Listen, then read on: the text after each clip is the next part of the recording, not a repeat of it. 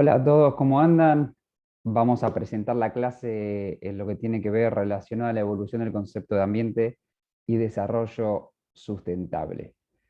Preparamos acá una presentación Power para que ustedes puedan ir viendo a medida que yo les voy comentando sobre estas temáticas, que tengan el apoyo visual detrás. Igual, por supuesto, recuerden que tenemos la clase de consulta, así que cualquier duda que pueda llegar a surgir o algo que no quede claro, podemos encontrarlos en esa clase de consulta o simplemente pueden mandar un mail. Ahí tienen la dirección, mi correo electrónico, uribe.charne@econo.unlp.edu.ar, para hacer ese ida y vuelta que seguramente van a necesitar después de escuchar esta clase, que persigue, digamos, como objetivo central entender profundamente esto, qué es esto de la sostenibilidad y fundamentalmente cómo se vincula con el concepto de ambiente, que muchas veces se lo confunde, muchas veces no sabemos diferenciar entre uno y el otro, y en la instancia que estamos nosotros ahora, esta materia de cuarto año, ustedes ya tienen un pie más afuera que adentro de la universidad, a punto de recibirse de futuros colegas.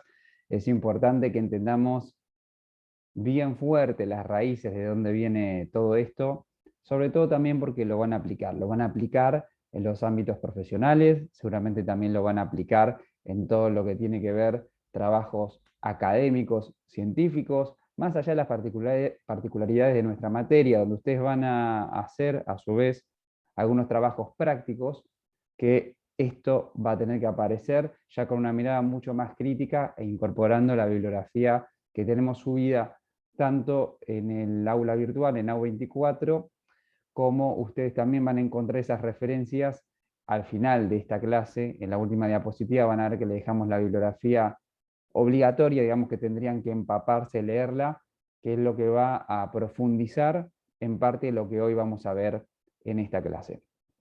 Entonces, ya nos metemos de lleno en lo que tiene que ver con esto de la evolución del concepto de ambiente y desarrollo sustentable.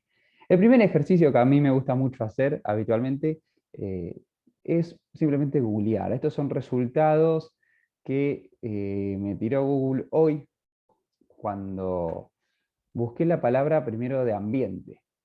Y acá obviamente yo lo filtré por lo que son imágenes, que me parece que es lo que nos va a ayudar mayormente a entender qué es esto de ambiente popularmente, como se lo conoce, y de qué manera entonces nosotros podemos interpretar lo que hoy aparecen en este tipo de búsquedas.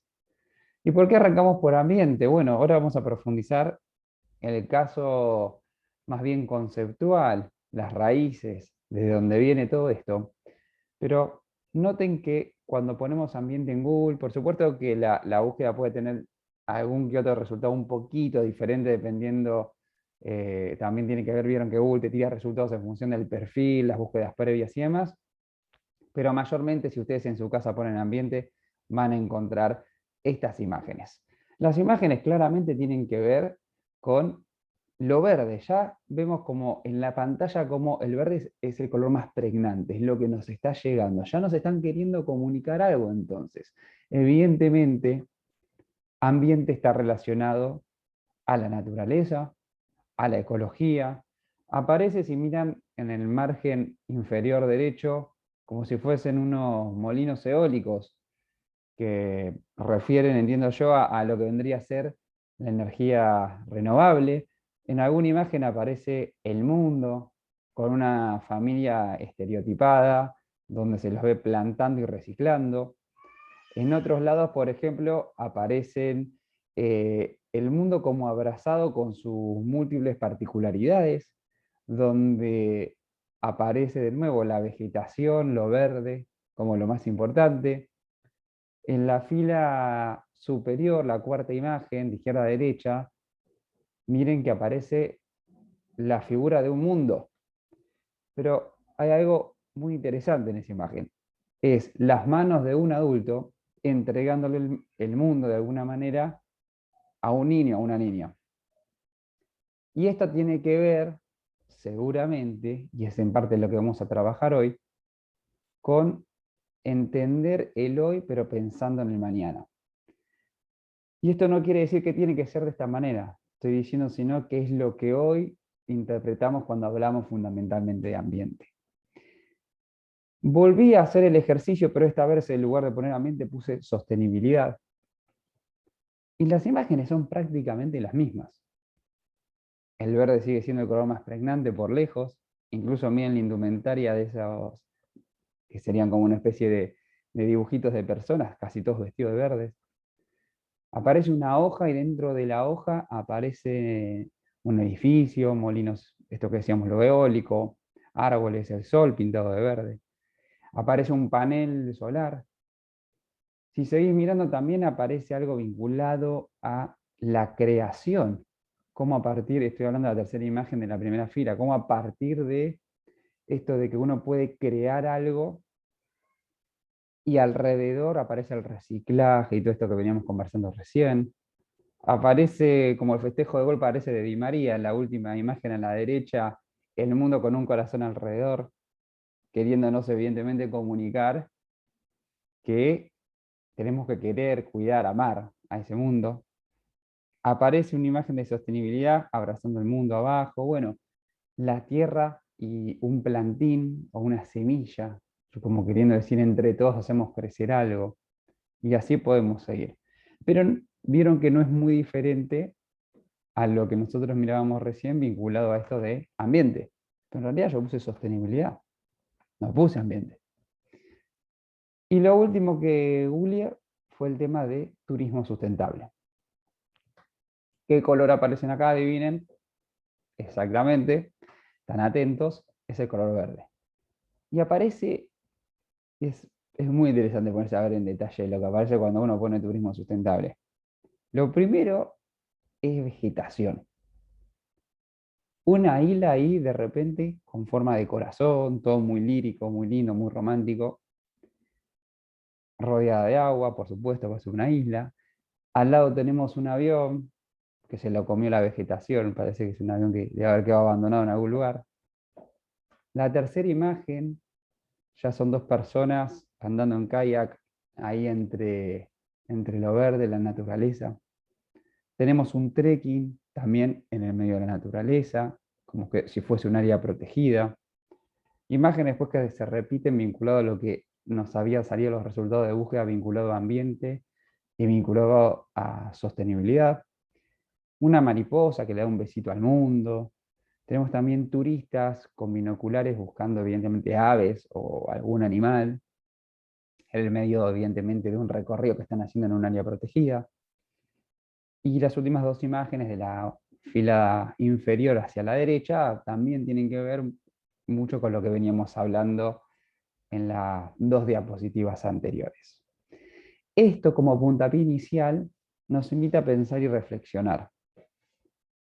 En el caso de que estuviésemos en este momento conectados de manera sincrónica, seguramente más de uno de ustedes diría que esto es normal porque no todo el mundo conoce y sabe lo que es el concepto de sostenibilidad, pero yo no me quedaría con la normalidad, sino que iría todo lo contrario, iría hacia una deconstrucción de este término, iría a desarmarlo completamente, y para eso seguramente vamos a necesitar hacer, en principio, una búsqueda histórica, si quieren, en una línea de tiempo de cómo se fue desarrollando alguno de estos conceptos que venimos hablando, quiénes lo presentaron ante la comunidad internacional, cómo la comunidad internacional los incorpora, se los apropia y los empieza a utilizar en distintos ámbitos. Y cómo todo esto al final del camino también se relaciona a las actividades que esencialmente son económicas, donde nosotros no nos podemos alejar, digamos, de esa realidad, donde el turismo, claramente, esto lo saben ustedes mejor que yo, el turismo es una actividad, digamos, que tiene múltiples implicancias y lo económico claramente está ahí, ¿no? Levantando con la mano, diciendo, como diciéndonos, no perdamos de vista que lo que queremos al final del camino es ganar plata. Y está bien y estamos todos de acuerdo.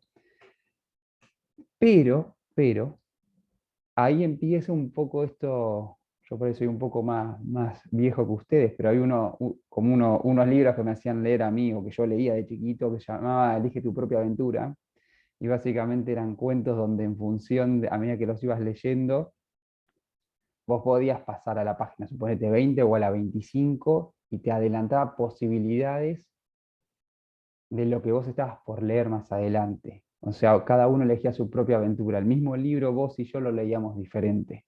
Llegábamos a finales distintos. Entonces, cada uno iba leyendo en función de su perfil o lo que esperaba encontrar. Vos elegías ir a la página que entendías que mejor cerraba con tu idea de continuidad de ese cuento. La sostenibilidad y el turismo sustentable pasa exactamente lo mismo. Hay un concepto que es fundamental y es entender que la sostenibilidad por sí misma, de por sí sola, es una utopía. Realmente es una utopía. La utopía, ustedes saben que es algo que en definitiva no vamos a alcanzar nunca.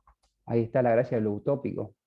Es el famoso horizonte que uno va viendo cuando estás sentado en una playa tomando un mate y mirás hacia el mar. Ese horizonte que sabes que nunca lo vas a alcanzar. Ya sabemos, vos empezás a navegar en el mar y siempre ese horizonte se va corriendo. ¿Y para qué sirve que la sostenibilidad o sustentabilidad, que ya de antemano vamos a definir que para nosotros son sinónimos, porque tiene que ver un poco también con qué literatura leas, de qué países vienen y demás? Esa utopía sirve para estar todo el tiempo con un objetivo claro hacia adelante y en definitiva, lo que nos importa a nosotros, como futuros profesionales en turismo, no es tanto alcanzar esa utopía, alcanzar ese objetivo, que de nuevo no lo vamos a alcanzar nunca, sino es qué vamos haciendo nosotros en el camino para acercarnos lo más que podemos a ese objetivo central. Y eso está buenísimo, está genial, porque entonces nos permite a nosotros realmente entender que detrás de un gran objetivo hay caminos posibles y que vos y yo vamos a elegir distintos caminos. Y que vos y yo, dependiendo del rol que ocupemos el día de mañana dentro de la actividad turística, vamos a definir distintas cuestiones y variables a tener en cuenta. En este curso puede haber 100 personas en el curso de crecimiento económico. Yo les puedo asegurar que de las 100 personas, por lo menos vamos a tener 20 miradas diferentes, donde uno puede decir, bueno, armamos grupos de 5 personas cada uno, pero dentro de esos 20 grupos habrá miradas diferentes, donde algunos se ponen de acuerdo internamente y otros no tanto. E incluso ahí empezamos a hablar del debate multidisciplinar e interdisciplinar, pero lo vamos a dejar eso para un ratito, para dentro de un ratito. Entonces, hasta acá lo que estamos viendo como punto de partida es que no hay nada definidamente que sea mancomunado, sólido y mundialmente, si querés, reconocido para que podamos definir claramente qué es el turismo sostenible. Por eso es importante que empecemos desde un pasito más atrás.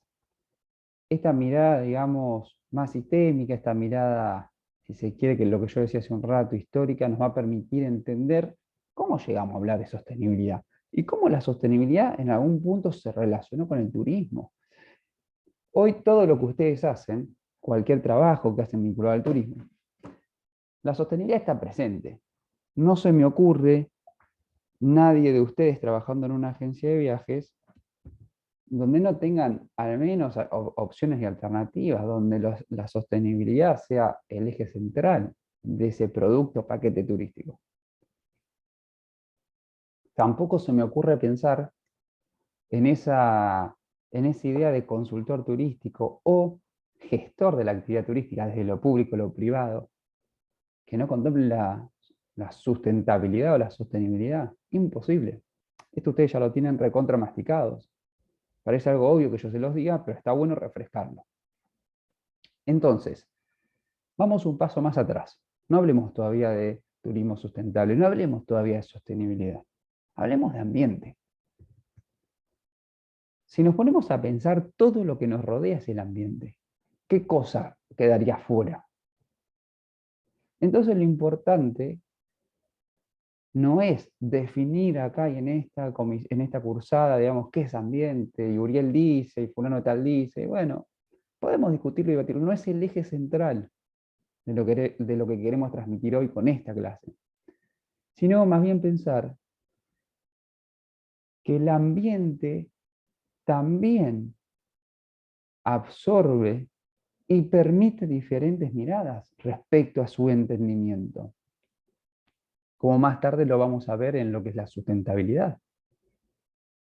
El ambiente puede ser mirado de distintos lugares por el simple hecho de que tenemos perfiles diferentes todos nosotros, de que hay profesionales que vienen de otras disciplinas que claramente van a interpretar el ambiente distinto a como lo puede interpretar un turistólogo, un licenciado en turismo, un licenciado en hotelería, un economista, un administrador de empresas, un médico, un licenciado en ecología, un abogado, que hay abogados ambientalistas. Y así podemos continuar. Lo importante entonces es entender las generalidades de estas cuestiones y tener la mirada abierta para comprender que el ambiente es todo. Y dentro de eso es donde nosotros vamos a empezar a trabajar desde lo teórico y desde lo empírico para comprender mucho mejor qué es esto de la sostenibilidad. El ambiente claramente puede ser mirado como territorio. Un territorio donde hay distintas comunidades, un territorio donde hay personas con diferentes intereses, diferentes ideologías. ¿Cuántos territorios conocemos nosotros en el mundo que tienen unos conflictos impresionantes entre los vecinos por pensar diferente? En Argentina, en la provincia de Buenos Aires, que es donde estamos mayormente todos nosotros, en países como, que están dentro del Medio Oriente, que bueno, digamos, los conflictos que tienen dentro de ese territorio son innumerables, pero además que vienen de hace miles de años, literalmente. Un territorio que si salimos de lo conflictivo y pensamos a mirar la otra cara de la moneda, perdón, tiene que ver con esto de la pertenencia. Esto es mío y es propio. Un caso muy particular de estos días, y me corro por un rato del turismo y me meto de lleno en el fútbol. Messi acaba de ser contratado por el PSG de Francia. Y lo primero que hicieron desde el PSG, como guía institucional, forma de presentar a las redes sociales, es mostrar la bandera de Argentina, mostraron un mate con la bandera de Argentina. Messi sale a un balcón con un short que tiene el escudo argentino, y nada de esto es casual, o se piensan que en semejantes movidas marketineras estas cuestiones son casuales. Y eso tiene que ver que dentro de un territorio asociamos pertenencias a identidades que tienen que ver con la historia también. Con aquello que fuimos poniendo en valor, ¿quiénes? Los grupos de poder.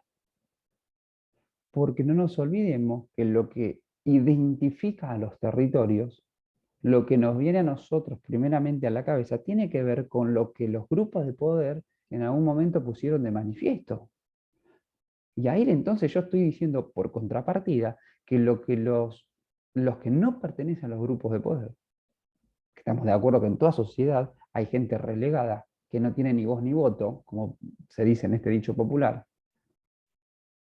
ellos es muy difícil que puedan manifestar un símbolo que termine siendo identitario de una comunidad en su conjunto. Esta no es una clase de patrimonio, porque seguramente esto ustedes lo tienen súper claro, cursaron el año pasado esa materia, y deben haber charlado por todos los costados estas cuestiones. Pero no nos olvidemos que esto también tiene que ver con el ambiente, porque el ambiente es el lugar donde los grupos de poder luchan por sus pertenencias, luchan por poner en valor algunas cuestiones, y en definitiva, tarde o temprano esto se asocia con el concepto de sustentabilidad. Ahora, el ambiente también puede ser visto como un recurso. Claramente que el ambiente es un recurso. Porque ¿qué es lo que encontramos en el ambiente? Y las imágenes que veíamos recién cuando googleábamos. Y aparece el árbol, aparecen las grandes extensiones de territorio, las áreas protegidas, tu casa, mi casa, la casa del vecino, las vacas, no sé, cantidad de animales, distintas especies. ¿Y qué es lo importante cuando hablamos de ambiente entonces? Y bueno, vos tenés algunos recursos, como puede ser un manglar, que tiene múltiples funcionalidades dentro de ese ambiente, porque el manglar puede ser para mí un reservorio de agua, para algunos peces su hábitat, o sea, el lugar donde ovan, donde ponen los huevos y después van a crecer las crías.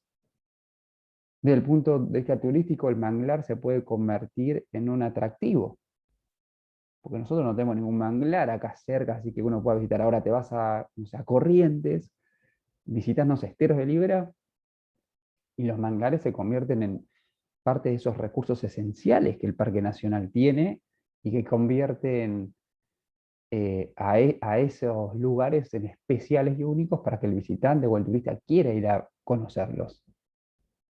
Entonces, un recurso como es un manglar, tiene múltiples interpretaciones y funcionalidades. Y hablo de funcionalidades porque sí, los recursos tienen funciones concretas, porque el hombre vive en un mundo donde se va apropiando de las cosas y le da un sentido también. No quiero decir que sin el hombre las cosas no tienen sentido, estoy diciendo que nosotros le damos nuestro sentido a lo que encontramos básicamente a nuestro alrededor. Lo importante es que cuando hablamos de recursos, cuando ustedes piensen en recursos, también interpreten con esto de la posibilidad de hacer una educación hacia la conservación. ¿Quiénes se educan en las casas de todos nosotros? Los niños, básicamente. Cuando vos le das herramienta a los más chicos para que puedan interpretar el mundo desde otro lugar, son los primeros que vuelven a una casa y le dicen, papá, mamá, tal cosa, tío, tía, tal cosa. Hermanos, no necesariamente hijos, más chicos. Ellos ya tienen una mirada totalmente diferente a la nuestra. Yo, por ejemplo, tuve una hermana a la que le llevo 9 años. Yo me acuerdo que cuando ella tenía sus 5 o 6 años, o sea que yo tenía 15, 16, eh, me hablaba ya con códigos distintos. Ya me hablaba de otro lugar. Ella venía de la escuela a contarme cómo se reciclaba, pero yo ni se me ocurría reciclar. No sabía ni lo que era. Separar residuos en origen nunca en la vida, jamás. Como que ella lo llevó a casa de mis padres en su momento.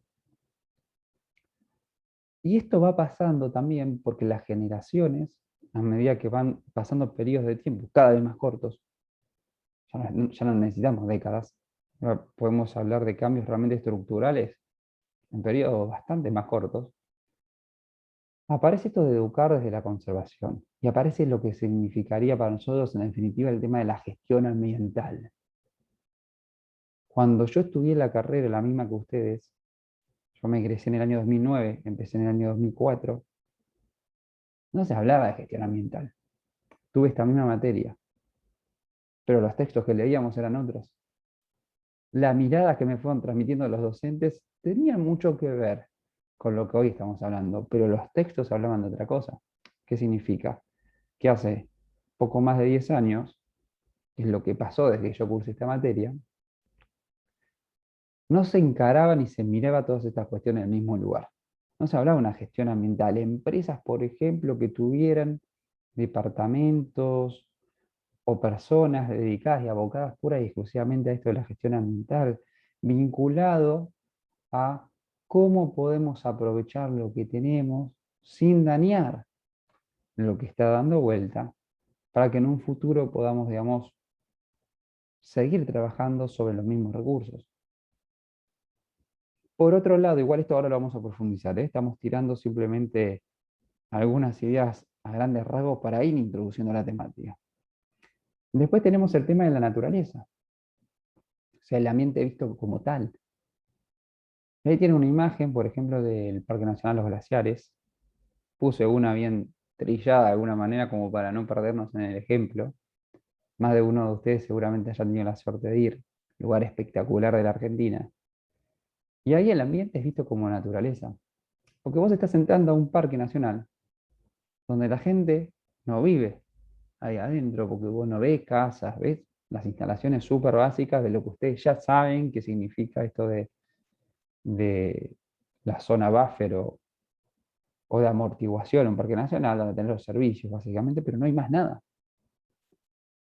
Entonces, en este caso el ambiente es visto como naturaleza, es contemplación de lo que tenemos, es apreciar lo distinto y lo diferente, es sorprendente ante la magnitud de semejante cosa que tenemos en Argentina y que no lo podemos creer cuando lo vemos por lo menos por primera vez. Y si lo ves de abajo es una cosa, y si lo ves desde una imagen con drones es otra la historia. Y si estás navegando y te acercas a la Uppsala, decís, wow, pues lo estás viendo desde otro lugar, de otra panorámica. Entonces también tiene que ver desde qué mirada y enfoque cada uno de nosotros ve estas cuestiones. Y por ahí alguien entra y dice, tremendo lugar, ¿cómo acá no hay un hotel? Un hotel que las ventanas den hacia los glaciares. Y vas a encontrar las otras miradas que te dicen, ¿cómo se te ocurre poner un hotel acá? Como pasa en el Parque Nacional de Iguazú, que hay un hotel dentro del parque, historia que ustedes ya conocen, propio de un momento donde había una dictadura en la Argentina y pasaban cosas que por ahí en condiciones normales no hubiesen ocurrido. Em, Volviendo a esto, el concepto de naturaleza vinculado al ambiente, hay un respeto también, ¿no?, en la contemplación. Y entonces ahí vemos cómo esto se relaciona con lo anterior, con recursos. Porque indirectamente, incluso si no se lo plantearon, yo turista me estoy educando cuando entro a este parque nacional. Hoy en día ya se habla siempre de una estrategia vocacional para los visitantes dentro de un parque nacional. No, es imposible no pensarlo de esa manera. Si ustedes saben de un área protegida, un parque nacional, donde esto no se esté trabajando de esta forma, es porque lo están elaborando mal. Entonces, en este proceso que me genera a mí la experiencia de entrar a un parque nacional donde todos los sentidos entran en juego, donde yo realmente multisensorialmente puedo sentir y ver y entender lo que está pasando, me estoy educando. Porque me vuelvo a mi casa pensando y digo, claro, por eso es importante proteger estos lugares, porque son únicos. Porque la funcionalidad biológica que tienen son increíbles. Porque cuando haces la visita al Parque Nacional hay un guía que te está explicando cuál es la función que esos bloques de hielo tienen. Porque no son simplemente bloques de hielos. Hay algo detrás de eso.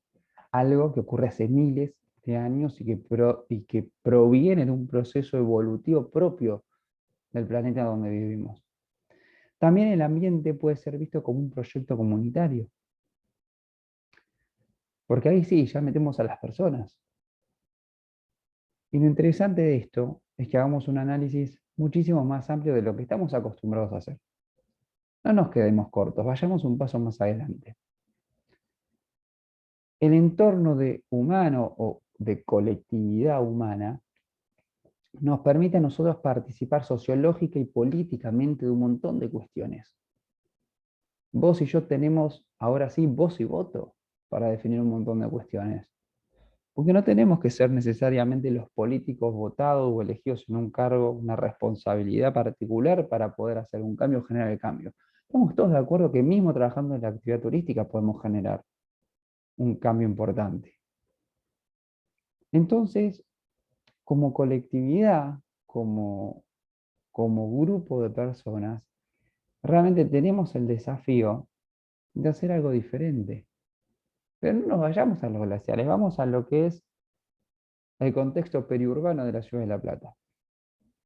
Algo que ya lo deben haber visto también en otras materias, por ahí en algún seminario que han cursado, donde se habla justamente de las comunidades que conviven en los alrededores de la ciudad de La Plata. Pongo esta ciudad como ejemplo porque es la que de alguna manera nuclea nuestra universidad, donde nosotros estamos asentados, donde hay japoneses, bolivianos, paraguayos, argentinos, con orígenes totalmente diferentes, con ideologías diferentes, con ganas de laburar distintas, no más o menos, digo, de hacer tareas distintas. Hay que saber compatibilizar todo eso, ¿no? Todo en el marco de una comunidad como la nuestra que tiene también sus cuestiones a mirar y observar. Y en ese sentido, se pueden generar proyectos donde se generen puntos en común y beneficios mutuos para cada una de esas comunidades. No trabajen de manera aislada, Hay proyectos de extensión en nuestra universidad que trabajan vinculados o que han trabajado y siguen laburando alrededor de eso, que son increíbles, que llevan años, porque los mismos vecinos ni se hablaban, entre los bolivianos, los paraguayos, japoneses y argentinos, no se hablaban. ¿Y cuál es el lugar donde se encontraban? ¿Saben cuál es el único punto de encuentro que tenían entre ellos? La escuela. Porque uno trabajaba la tierra de una manera, el otro las cuestiones más frutihortícolas, el otro más vinculado al tema flores. No se hablaban, pero no les quedaba otra que encontrarse en las escuelas, porque los hijos de todos ellos, ¿a dónde terminaban yendo? A la escuela de la zona, del barrio. Y ahí volvemos a esto del proyecto comunitario y volvemos a esto de elige tu propia aventura. Las próximas generaciones, no tengo ninguna duda, que el relacionamiento que van a tener entre las distintas comunidades va a ser mucho más fuerte e interesante. Van a trabajar juntos, porque eran los compañeros de la escuela. No vinieron de distintos lugares y se encontraron. Desde las raíces trabajaron juntos. Y esa es una enseñanza vinculada también a la multidisciplinariedad y la interdisciplinariedad. La segunda es el ejemplo que acabo de dar. Lo interdisciplinario vinculado a trabajar de las raíces siempre juntos. Integremos miradas diferentes, pero siempre con los mismos objetivos y arrancando desde cero juntos. Lo multidisciplinar tiene que ver con lo otro, que vos y yo nos encontramos en un espacio, pero venimos de distintos lugares, venimos trabajando con distintas ópticas e intentamos juntar todo eso. Y bueno, en esa fusión puede haber cortocircuitos, cosas que no queden del todo bien, no es el estado o el escenario ideal. ¿Sí? Me gustaría preguntarles acá, hasta acá cómo vienen, pero bueno, espero que esta primera aproximación los esté dejando con un panorama un poquito más claro de lo que tenían por lo menos hace unos minutos. Fundamental que nos detengamos en esta línea histórica, en esta evolución. Como dice el título, estamos viendo acá los hitos en el desarrollo de lo que es la conciencia ambiental.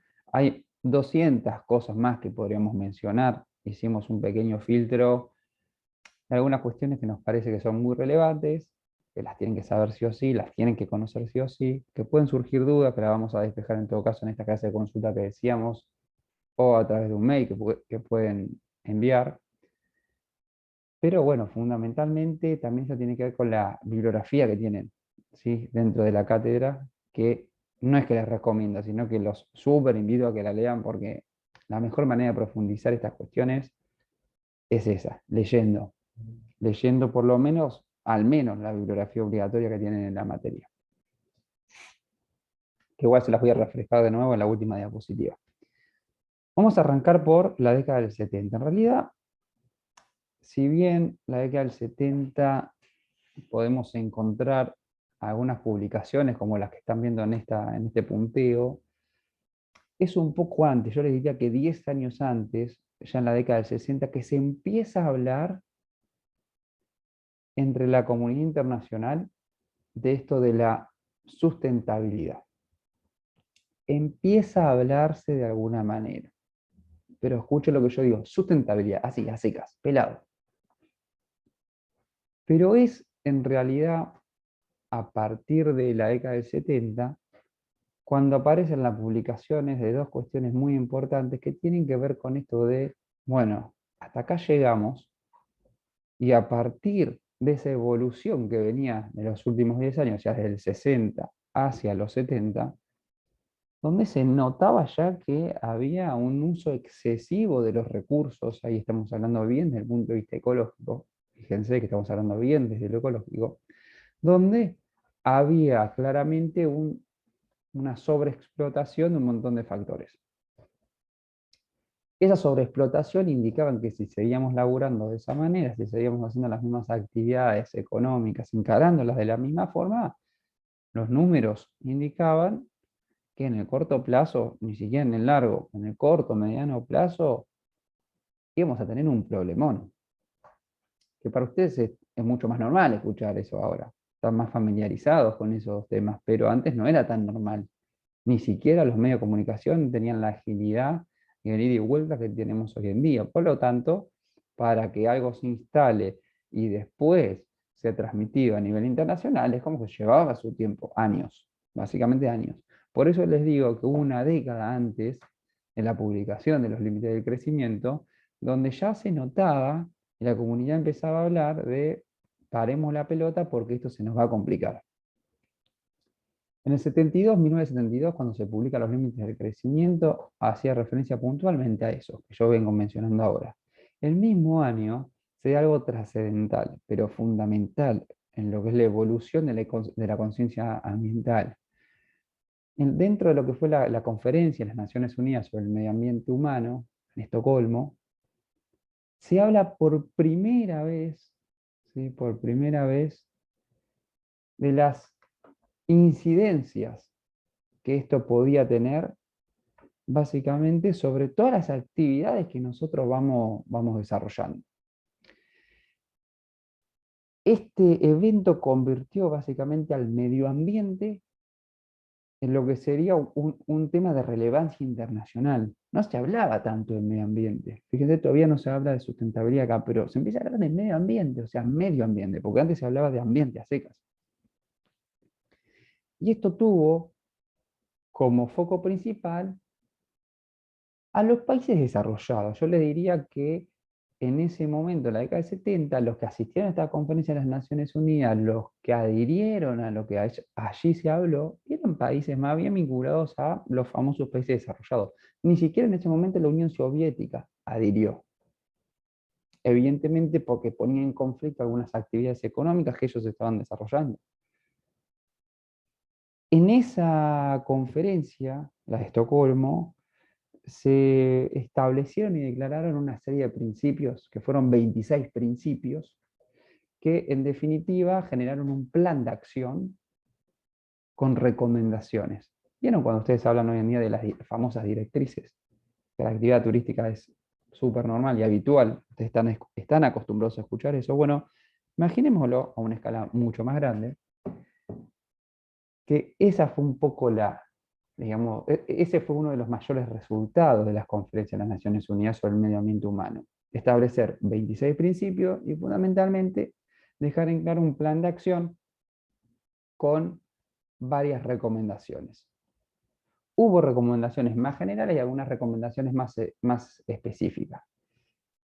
Se hablaba, por ejemplo, de las dificultades que podía traer seguir cazando ballenas como se venía haciendo, como indiscriminadamente en ese momento. Y, y en definitiva, cómo eso podía, de alguna manera, ser sancionado, o qué perjuicios esto podría acarrear para aquellos países que no cumplieran con estas cuestiones. O sea que cuando vos adherís a estas convenciones, se genera un hecho vinculante que hace que vos tengas como país que cumplir eso y velar por el cumplimiento y que los otros países también lo hagan. O sea, aquí estamos hablando de un hecho más que trascendental para lo que fue la década del 70. 15 años después, o sea, más de una década, se publica Nuestro Futuro Común, o en inglés, ¿sí? Our Common Future, que es conocido hoy en día como el informe Brundtland. Ustedes lo deben conocer mayormente como de esa manera, que Brundtland básicamente era una primer ministro, mujer de Noruega, que encabezó en su momento un comité que trabajaba los temas de sostenibilidad. Ahí sí nos empezamos a correr un poco de medio ambiente y se empezaba a hablar de sostenibilidad, porque estoy hablando dentro de lo que es las Naciones Unidas, ¿no? Donde ella y su equipo indicaban que si seguimos trabajando y usando los recursos tal cual se venía haciendo hasta el momento, cada vez teníamos menos tiempo de revertir la situación.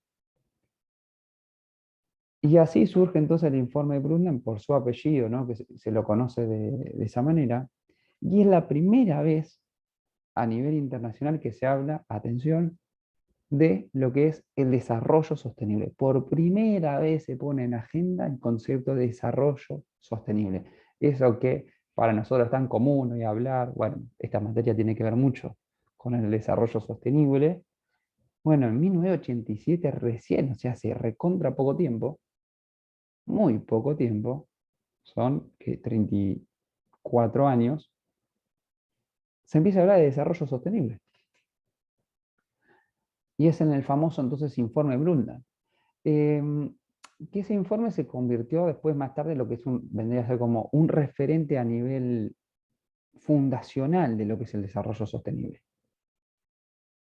Porque hizo algo que a veces no es tan importante lo que dice el informe en sí mismo, que en este caso sí lo es igual, pero así si el informe hubiese sido contradictorio o no hubiese sido muy profundo en lo metodológico, teórico, no deja de tener una relevancia genial e importantísima que es poner en agenda un tema.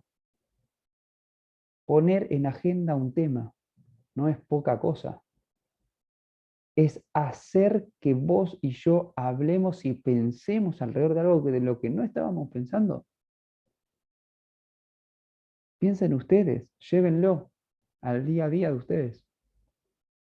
Cuando escuchan algo que los deja pensando, se quedan pensando, vuelven a su casa y se quedan pensando en eso. Eso es clave para generar un cambio, para que vos te conviertas en agente de cambio. Este informe Brundtland, al cual adhirieron un montón de países también, de nuevo, que deriva de esa comisión Brundtland liderada por la ex primera ministra de Noruega, hizo que muchos países también se comprometieran de alguna manera a trabajar desde otro lugar estos conceptos. Por primera vez se habla de desarrollo sostenible o sustentable.